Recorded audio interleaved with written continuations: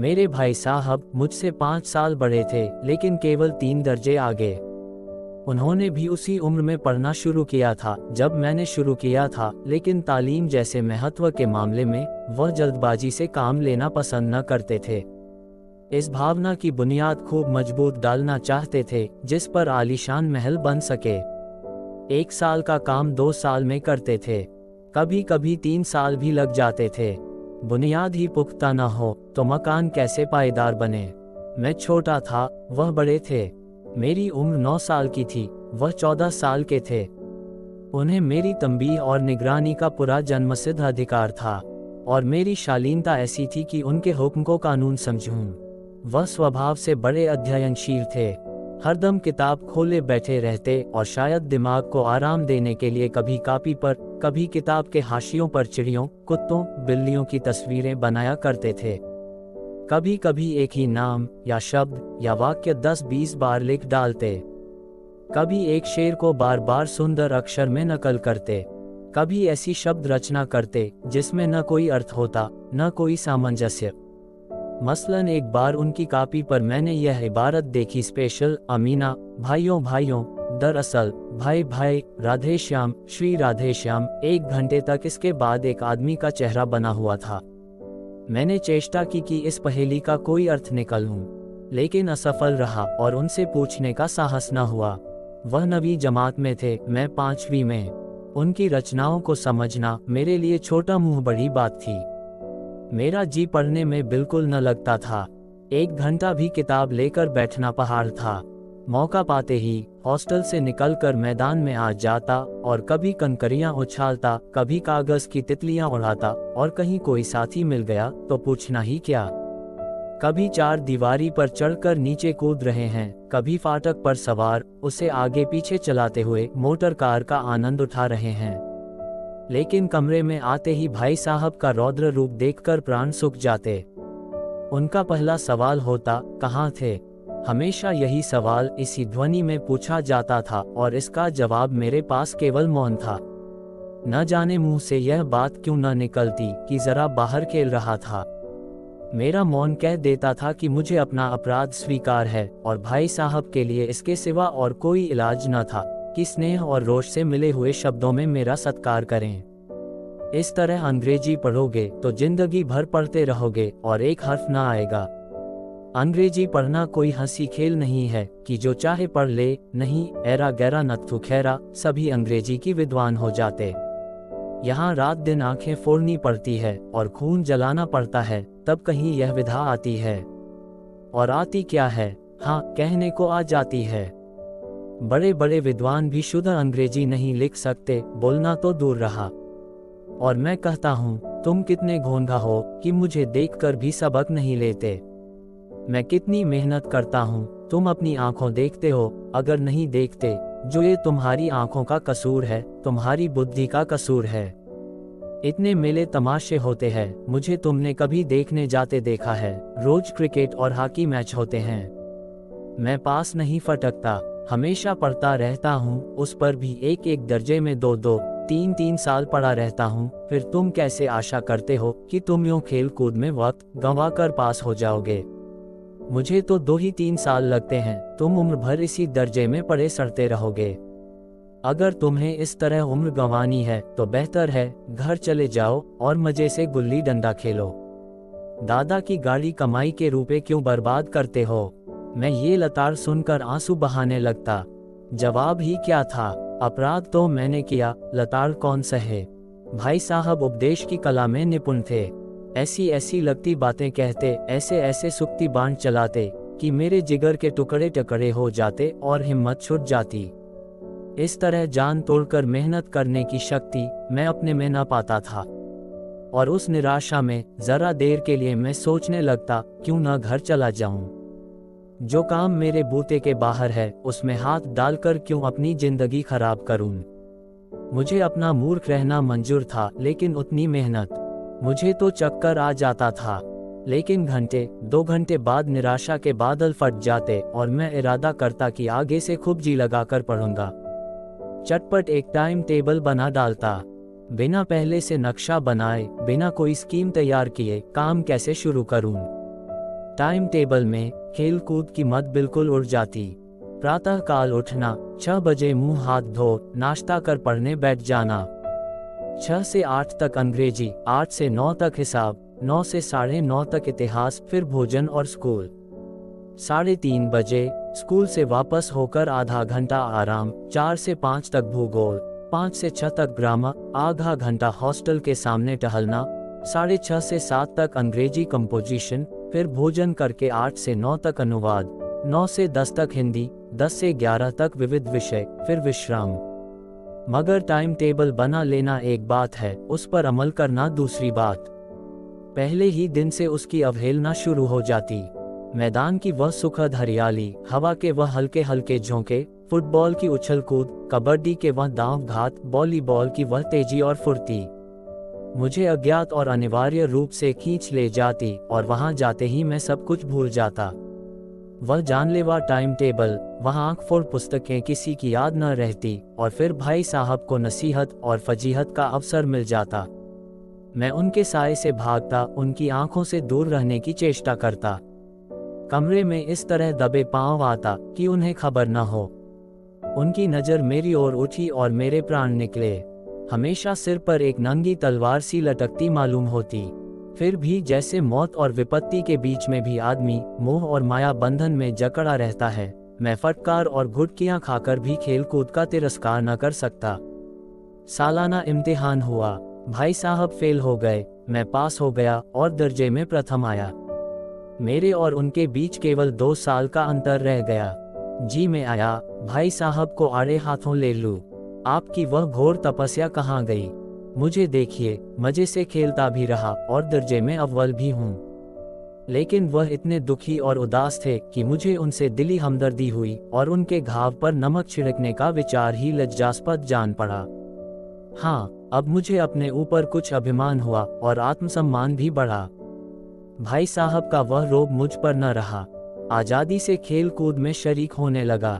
दिल मजबूत था। अगर उन्होंने फिर मेरी फजीहत की तो साफ कह दूंगा, आपने अपना खून जलाकर कौन सा तीर मार लिया। मैं तो खेलते कूदते दर्जे में अव्वल आ गया। जबान से यह हेकड़ी जताने का साहस न होने पर भी मेरे रंग ढंग से साफ जाहिर होता था कि भाई साहब का वह आतंक अब मुझ पर नहीं है। भाई साहब ने इसे भांप लिया। उनकी सहज बुद्धि बड़ी तीव्र थी और एक दिन जब मैं भोर का सारा समय गुल्ली डंडे की भेंट करके ठीक भोजन के समय लौटा तो भाई साहब ने मानो तलवार खींच ली और मुझ पर टूट पड़े। देखता हूँ इस साल पास हो गए और दर्जे में अव्वल आ गए तो तुम्हें दिमाग हो गया है। मगर भाईजान, घमंड तो बड़े बड़े का नहीं रहा। तुम्हारी क्या हस्ती है। इतिहास में रावण का हाल तो पढ़ा ही होगा। उसके चरित्र से तुमने कौन सा उपदेश लिया, या यूं ही पढ़ गए? महज इम्तिहान पास कर लेना कोई चीज नहीं, असल चीज है बुद्धि का विकास। जो कुछ पढ़ो उसका अभिप्राय समझो। रावण भूमंडल का स्वामी था। ऐसे राजाओं को चक्रवर्ती कहते हैं। आजकल अंग्रेजों के राज्य का विस्तार बहुत बड़ा हुआ है, पर इन्हें चक्रवर्ती नहीं कह सकते। संसार में अनेकों राष्ट्र अंग्रेजों का आधिपत्य स्वीकार नहीं करते, बिल्कुल स्वाधीन हैं। रावण चक्रवर्ती राजा था। संसार के सभी महीप उसे कर देते थे। बड़े बड़े देवता उसकी गुलामी करते थे। आग और पानी के देवता भी उसके दास थे। मगर उसका अंत क्या हुआ?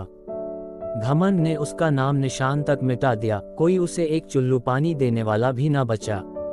आदमी जो कुकर्म चाहे करे, पर अभिमान न करे, इतराए नहीं। अभिमान किया और दीन दुनिया से गया। शैतान का हाल भी पड़ा ही होगा।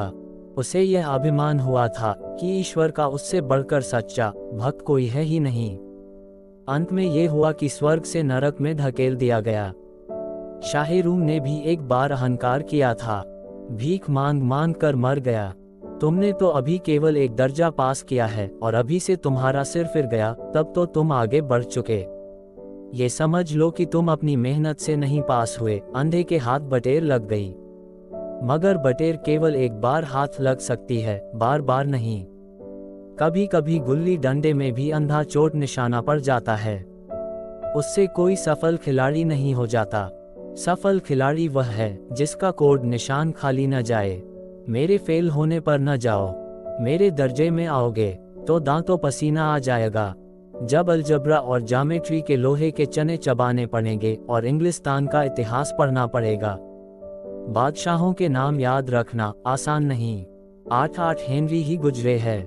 कौन सा कांड किस हेनरी के समय हुआ, क्या ये याद कर लेना आसान समझते हो? हेनरी 7वें की जगह हेनरी 8वां लिखा और सब नंबर गायब। सफा चट, सिफर भी न मिलेगा, सिफर भी हो किस ख्याल में? दर्जनों तो जेम्स हुए हैं, दर्जनों विलियम, कुड़ियों चार्ल्स। दिमाग चक्कर खाने लगता है, आंधी रोग हो जाता है। इन अभागों को नाम भी न जुड़ते थे। एक ही नाम के पीछे दोयम, सोयम, चहारुम, पंजुम लगाते चले गए। मुझसे पूछते तो 10 लाख नाम बता देता, और ज्योमेट्री तो बस खुदा की पनाह।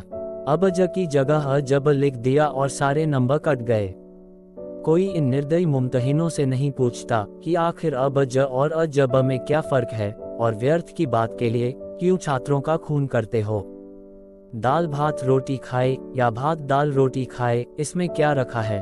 मगर इन परीक्षकों को क्या परवाह? वह तो वही देखते हैं जो पुस्तक में लिखा है। चाहते हैं कि लड़के अक्षर अक्षर रट डालें, और इसी रटंत का नाम शिक्षा रख छोड़ा है। और आखिर इन बेसिर पैर की बातों के पढ़ने से क्या फायदा? इस रेखा पर वह लंब गिरा दो तो आधार लंब से दुगुना होगा। पूछिए, इससे प्रयोजन दुगुना नहीं चौगुन हो जाए या आधा ही रहे मेरी बला से, लेकिन परीक्षा में पास होना है तो ये सब खुराफात याद करनी पड़ेगी। कह दिया, समय की पाबंदी पर एक निबंध लिखो जो 4 पन्नों से कम न हो। अब आप कापी सामने खोले, कलम हाथ में लिए उसके नाम को रोइए। कौन नहीं जानता कि समय की पाबंदी बहुत अच्छी बात है। इससे आदमी के जीवन में संयम आ जाता है, दूसरों का उस पर स्नेह होने लगता है और उसके कारोबार में उन्नति होती है। लेकिन इस जरा सी बात पर 4 पन्ने कैसे लिखें?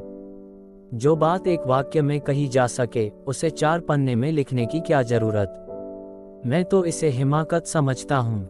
ये तो समय की किफायत नहीं बल्कि उसका दुरुपयोग है कि व्यर्थ में किसी बात को ठुंस दिया। हम चाहते हैं आदमी को जो कुछ कहना हो चटपट कह दे और अपनी राह ले, मगर नहीं, आपको 4 पन्ने रंगने पड़ेंगे चाहे जैसे लिखिए, और पन्ने भी पूरे फुलस्केप आकार के। ये छात्रों पर अत्याचार नहीं तो और क्या है? अनर्थ तो यह है कि कहा जाता है संक्षेप में लिखो। समय की पाबंदी पर संक्षेप में एक निबंध लिखो जो 4 पन्नों से कम न हो। ठीक, संक्षेप में 4 पन्ने हुए, नहीं तो शायद 100-200 पन्ने लिखवाते। तेज भी दौड़िए और धीरे धीरे भी, है उल्टी बात या नहीं? बालक भी इतनी सी बात समझ सकता है, लेकिन इन अध्यापकों को इतनी तमीज भी नहीं। उस पर दावा है कि हम अध्यापक हैं। मेरे दर्जे में आओगे लाला तो ये सारे पापड़ बेलने पड़ेंगे और तब आटे दाल का भाव मालूम होगा। इस दर्जे में अव्वल आ गए हो तो जमीन पर पांव नहीं रखते। इसलिए मेरा कहना मानिए, लाख फेल हो गया हूँ लेकिन तुमसे बड़ा हूँ, संसार का मुझे तुमसे ज्यादा अनुभव है। जो कुछ कहता हूँ उसे गिरह बांधिए नहीं पछताइएगा। स्कूल का समय निकट था, नहीं ईश्वर जाने यह उपदेश माला कब समाप्त होती। भोजन आज मुझे निस्वाद सा लग रहा था। जब पास होने पर यह तिरस्कार हो रहा है तो फेल हो जाने पर तो शायद प्राण ही ले लिए जाए। भाई साहब ने अपने दर्जे की पढ़ाई का जो भयंकर चित्र खींचा था उसने मुझे भयभीत कर दिया। कैसे स्कूल छोड़कर घर नहीं भागा, यही ताज्जुब है। लेकिन इतने तिरस्कार पर भी पुस्तकों में मेरी अरुचि ज्यों की त्यों बनी रही। खेल कूद का कोई अवसर हाथ से न जाने देता। पढ़ता भी था मगर बहुत कम, बस इतना कि रोज का टास्क पूरा हो जाए और दर्जे में जलील न होना पड़े। अपने ऊपर जो विश्वास पैदा हुआ था वह फिर लुप्त हो गया और फिर चोरों का सा जीवन कटने लगा। फिर सालाना इम्तिहान हुआ और कुछ ऐसा संयोग हुआ कि मैं फिर पास हुआ और भाई साहब फिर फेल हो गए। मैंने बहुत मेहनत न की पर न जाने कैसे दर्जे में अव्वल आ गया। मुझे खुद अचरज हुआ। भाई साहब ने प्राणांतक परिश्रम किया था। कोर्स का एक एक शब्द चाट गए थे। 10 बजे रात तक इधर, 4 बजे भोर से उधर, 6 से 9:30 तक स्कूल जाने के पहले मुद्रा कांतिहीन हो गई थी, मगर बेचारे फेल हो गए। मुझे उन पर दया आती थी। नतीजा सुनाया गया तो वह रो पड़े और मैं भी रोने लगा। अपने पास होने वाली खुशी आधी हो गई। मैं भी फेल हो गया होता तो भाई साहब को इतना दुख न होता, लेकिन विधि की बात कौन टाले। मेरे और भाई साहब के बीच में अब केवल एक दर्जे का अंतर और रह गया। मेरे मन में एक कुटिल भावना उदय हुई कि कहीं भाई साहब एक साल और फेल हो जाए तो मैं उनके बराबर हो जाऊं, फिर वह किस आधार पर मेरी फजीहत कर सकेंगे। लेकिन मैंने इस कमीने विचार को दिल से बलपूर्वक निकाल डाला। आखिर वह मुझे मेरे हित के विचार से ही तो डांटते हैं। मुझे उस वक्त अप्रिय लगता है अवश्य, मगर यह शायद उनके उपदेशों का ही असर हो कि मैं दनादन पास होता जाता हूँ, और वो भी इतने अच्छे नंबरों से। अब भाई साहब बहुत कुछ नरम पड़ गए थे। कई बार मुझे डांटने का अवसर पाकर भी उन्होंने धीरज से काम लिया। शायद अब वह खुद समझने लगे थे कि मुझे डांटने का अधिकार उन्हें नहीं रहा, या रहा तो बहुत कम। मेरी स्वच्छंदता भी बढ़ी, मैं उनकी सहिष्णुता का अनुचित लाभ उठाने लगा। मुझे कुछ ऐसी धारणा हुई कि मैं तो पास ही हो जाऊंगा, पढ़े या न पढ़े, मेरी तकदीर बलवान है। इसलिए भाई साहब के डर से जो थोड़ा बहुत पढ़ लिया करता था वह भी बंद हुआ। मुझे कनकौय उड़ाने का नया शौक पैदा हो गया था, और अब सारा समय पतंगबाजी की ही भेंट होता था। फिर भी मैं भाई साहब का अदब करता था और उनकी नज़र बचाकर कनकौय उड़ाता था। मांझा देना, कन्ने बांधना, पतंग टूर्नामेंट की तैयारियां आदि समस्याएं अब गुप्त रूप से हल की जाती थीं। भाई साहब को ये संदेह न करने देना चाहता था कि उनका सम्मान और लिहाज मेरी नज़रों से कम हो गया है। एक दिन संध्या समय हॉस्टल से दूर मैं एक कनकौड़ा लूटने बेतहाशा दौड़ा जा रहा था। आंखें आसमान की ओर थीं और मन उस आकाशगामी पथिक की ओर जो मंद गति से झूमता पतन की ओर चला जा रहा था, मानो कोई आत्मा स्वर्ग से निकलकर विरक्त मन से नए संस्कार ग्रहण करने जा रही हो। बालकों की एक पूरी सेना लग गई और झाईदार बांस लिए उनका स्वागत करने को दौड़ी आ रही थी। किसी को अपने आगे पीछे की खबर न थी। सभी मानो उस पतंग के साथ ही आकाश में उड़ रहे थे जहां सब कुछ समतल है, न मोटर कारें हैं, न ट्राम, न गाड़ियां। सहसा भाई साहब से मेरी मुठभेड़ हो गई, जो शायद बाजार से लौट रहे थे। उन्होंने वहीं मेरा हाथ पकड़ लिया और उग्र भाव से बोले, इन बाजारी लौंडों के साथ धेले के कनकौए के लिए दौड़ते तुम्हें शर्म नहीं आती? तुम्हें इसका भी कुछ लिहाज नहीं कि अब नीची जमात में नहीं हो, बल्कि 8वीं जमात में आ गए हो और मुझसे केवल एक दर्जा नीचे हो। आखिर आदमी को कुछ तो अपनी पोजीशन का ख्याल करना चाहिए। एक जमाना था कि लोग 8वां दर्जा पास करके नायब तहसीलदार हो जाते थे। मैं कितने ही मिदलचियों को जानता हूं जो आज अव्वल दर्जे के डिप्टी मजिस्ट्रेट या सुपरिटेंडेंट है। कितने ही 8वीं जमात वाले हमारे लीडर और समाचार पत्रों के संपादक हैं। बड़े बड़े विद्वान उनकी मातहती में काम करते हैं, और तुम उसी 8वें दर्जे में आकर बाजारी लौंडों के साथ कनकौए के लिए दौड़ रहे हो। मुझे तुम्हारी इस कम अकली पर दुख होता है। तुम जहीन हो, इसमें शक नहीं, लेकिन वह जेहन किस काम का जो हमारे आत्मगौरव की हत्या कर डाले। तुम अपने दिल में समझते होंगे मैं भाई साहब से महज एक दर्जा नीचे हूँ, और अब उन्हें मुझको कुछ कहने का हक नहीं है, लेकिन ये तुम्हारी गलती है। मैं तुमसे 5 साल बड़ा हूँ, और चाहे आज तुम मेरी ही जमात में आ जाओ और परीक्षकों का यही हाल है, तो निस्संदेह अगले साल तुम मेरे समकक्ष हो जाओगे, और शायद 1 साल बाद तुम मुझसे आगे निकल जाओ। लेकिन मुझ में और तुम में जो 5 साल का अंतर है, उससे तुम क्या खुदा भी नहीं मिटा सकता। मैं तुमसे 5 साल बड़ा हूँ और हमेशा रहूंगा। मुझे दुनिया का और जिंदगी का जो तजुर्बा है, तुम उसकी बराबरी नहीं कर सकते, चाहे तुम MA, D.Phil और D.Lit ही क्यों न हो जाओ। समझ किताबें पढ़ने से नहीं आती है। हमारी अम्मा ने कोई दर्जा पास नहीं किया, और दादा भी शायद 5वीं 6ठी जमात के आगे नहीं गए, लेकिन हम दोनों चाहे सारी दुनिया की विद्या पढ़ ले, अम्मा और दादा को हमें समझाने और सुधारने का अधिकार हमेशा रहेगा। केवल इसलिए नहीं कि वे हमारे जन्मदाता है, बल्कि इसलिए कि उन्हें दुनिया का हमसे ज्यादा तजुर्बा है और रहेगा। अमेरिका में किस तरह की राज्य व्यवस्था है, और 8वें हेनरी ने कितने विवाह किए, और आकाश में कितने नक्षत्र है, यह बातें चाहे उन्हें न मालूम हो, लेकिन हजारों ऐसी बातें हैं जिनका ज्ञान उन्हें हमसे और तुमसे ज्यादा है। देव न करे आज मैं बीमार हो जाऊं तो तुम्हारे हाथ पांव फूल जाएंगे। दादा को तार देने के सिवा तुम्हें और कुछ न सूझेगा, लेकिन तुम्हारी जगह पर दादा हो तो किसी को तार न दें, न घबराएं, न बदहवास हों। पहले खुद मर्ज पहचान कर इलाज करेंगे, उसमें सफल न हुए तो किसी डॉक्टर को बुलाएंगे। बीमारी तो खैर बड़ी चीज है, हम तुम तो इतना भी नहीं जानते कि महीने भर का खर्च महीने भर कैसे चले। जो कुछ दादा भेजते हैं उसे हम 20-22 तक खर्च कर डालते हैं और पैसे पैसे को मोहताज हो जाते हैं। नाश्ता बंद हो जाता है, धोबी और नाई से मुंह चुराने लगते हैं, लेकिन जितना आज हम और तुम खर्च कर रहे हैं उसके आधे में दादा ने अपनी उम्र का बड़ा भाग इज्जत और नेकनामी के साथ निभाया है और एक कुटुंब का पालन किया है जिसमें सब मिलाकर 9 आदमी थे। अपने हेडमास्टर साहब ही को देखो, MA है कि नहीं, और यहाँ के MA नहीं, ऑक्सफोर्ड के 1000 रुपए पाते हैं, लेकिन उनके घर इंतजाम कौन करता है? उनकी बुरी माँ। हेडमास्टर साहब की डिग्री यहाँ आकर बेकार हो गई। पहले खुद घर का इंतजाम करते थे, खर्च पूरा न पड़ता था, कर्जदार रहते थे। जब से उनकी माताजी ने प्रबंध अपने हाथ में ले लिया है, जैसे घर में लक्ष्मी आ गई हैं। तो भाईजान, यह अगरूर दिल से निकाल डालो कि तुम मेरे समीप आ गए हो और अब स्वतंत्र हो। मेरे देखते तुम बेराह नहीं चल पाओगे। अगर तुम यूं न मानोगे तो मैं थप्पड़ दिखाकर इसका प्रयोग भी कर सकता हूँ।